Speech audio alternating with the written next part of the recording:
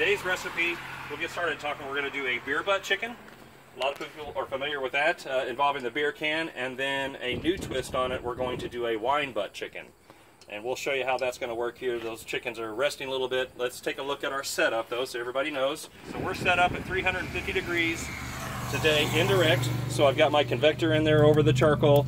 In this case, I put a drip pan. We're going to do something a little different. We'll show you on this one. So that drip pan is there just to catch all the drippings from the chicken so that we don't get all that on top of the convector. Won't hurt a thing. So to set up for 350, we've shown this a few times. One finger opening there at the bottom and just about the same on the top. We'll cruise at 350 degrees and that would go all day. We're only going to need about an hour and a half for these. We've got similar setup here. So let's get started on what we're going to do today.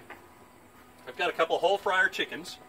We're going to do beer butt chicken, and before I start touching the chicken, we're going to do open a can of beer. In this case, we have Mother's Little Helper, solid IPA made locally.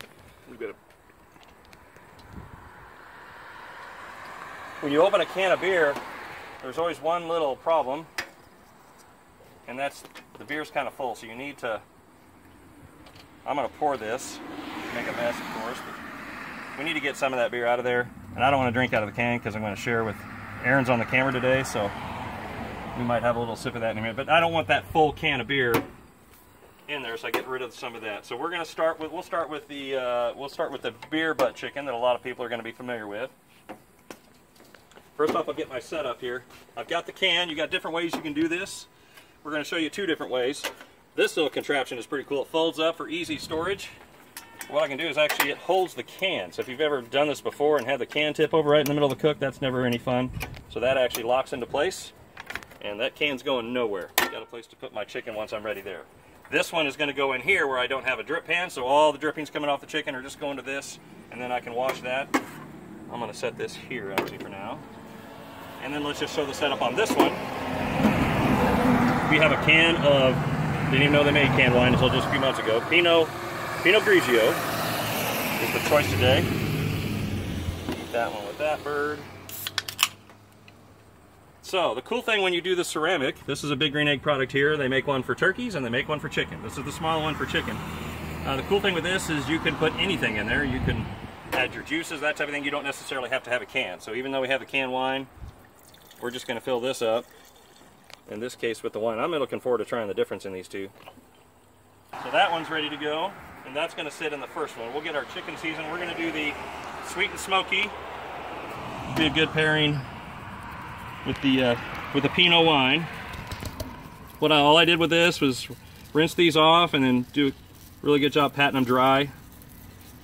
Notice we're on this. These are really handy with these disposable cutting boards. Makes this less mess. Super easy cleanup. I'll use one to prep. I might use one when I pull them off. To carve, it just makes cleanup easy. So there's our sweet and smoky Big Green Egg seasoning. All right, that one's ready to go on here.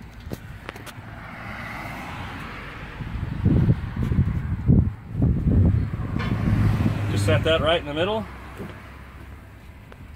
That wine's going to heat up in there and it's going to steam this chicken from the inside out.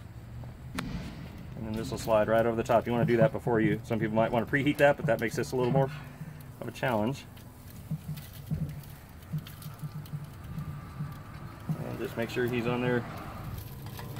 There we go. He's sitting up nice and pretty. That's going to cook for about an hour and a half. The Pinot Grigio wine inside there that's going to cook through the chicken. So now we're going to do the traditional beer butt chicken. So the sweet and smoky, I've got using the citrus and dill. That's going to be a good choice. I love this stuff. Big Green Egg citrus and dill seasoning. So we're going to season this really good.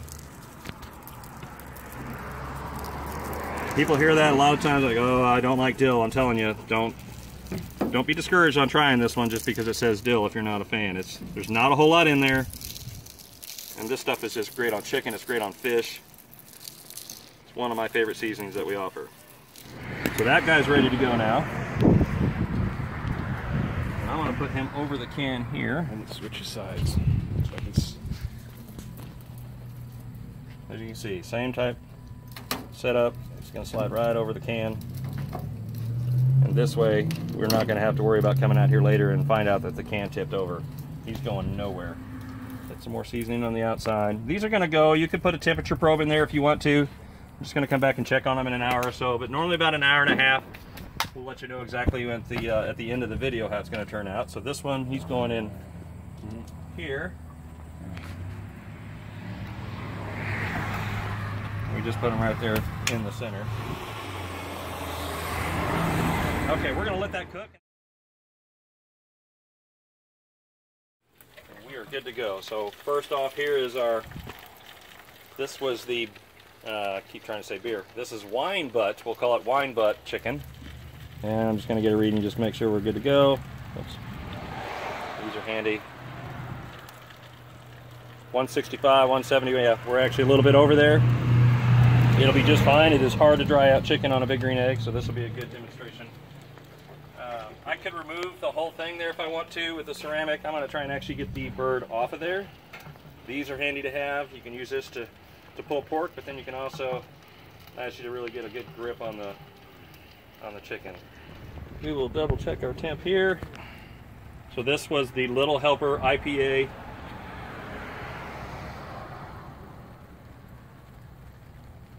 Beautiful, 164 and a half. 165 is the target. By the time I get done talking, it'll be there. So this, so I have these handy gloves on, I'm just gonna go ahead and remove this and let it rest in the pan. When it cools down, we'll